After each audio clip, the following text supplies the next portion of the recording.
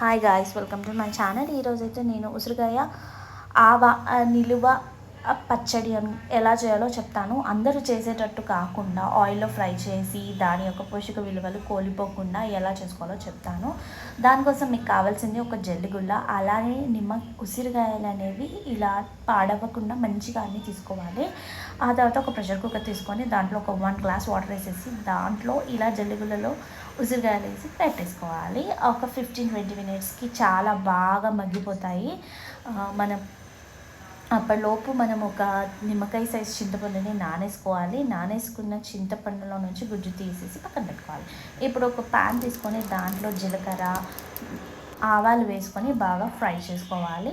ఆ తర్వాత దాన్ని కూడా పౌడర్ చేసి పక్కన పెట్టుకోవాలి. చూడండి, ఉసిరికాయలు అనేవి ఎంత బాగా మగ్గిపోయి చూడండి. అసలు ఆయిల్లో ఫ్రై చేయాల్సిన అవసరమే లేదు. చింతపండు రసాన్ని ఉడికించుకోవాలి, దగ్గరకు వచ్చేంతవరకు చిక్కబడాలన్నమాట.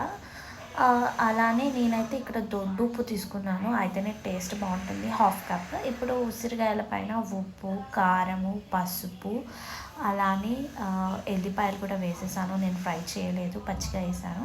ఇప్పుడు మనం పోపు ఆయిల్ తయారు చేసుకున్నాము, దాంట్లో పోపు దినుసులు వేయాలి. అలానే 1/2 స్పూన్ ఇంగువ వేసుకోవాలి, అయితేనే టేస్ట్ వస్తుంది. అలానే మెంతులు కూడా వేసాను పోపు దినుసుల్లోనే నేను, అంటే పోపు ఆయిల్లో.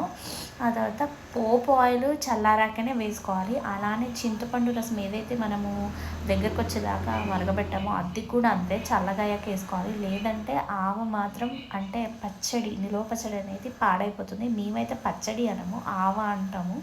మేము తెలంగాణ నుంచి కాబట్టి. సో మీరేమంటారో కామెంట్ సెక్షన్లో కామెంట్ చేయండి. చాలా టేస్ట్ అయింది. అస్సలు ఒక్క 1% కూడా దాని ప్రోటీన్స్ అనేవి కోల్పోకుండా చేశాను. మీరు ట్రై చేయండి. ఇలాంటి మరిన్ని వీడియోస్ కోసం నా ఛానల్ని సబ్స్క్రైబ్ చేయండి, షేర్ చేయండి, లైక్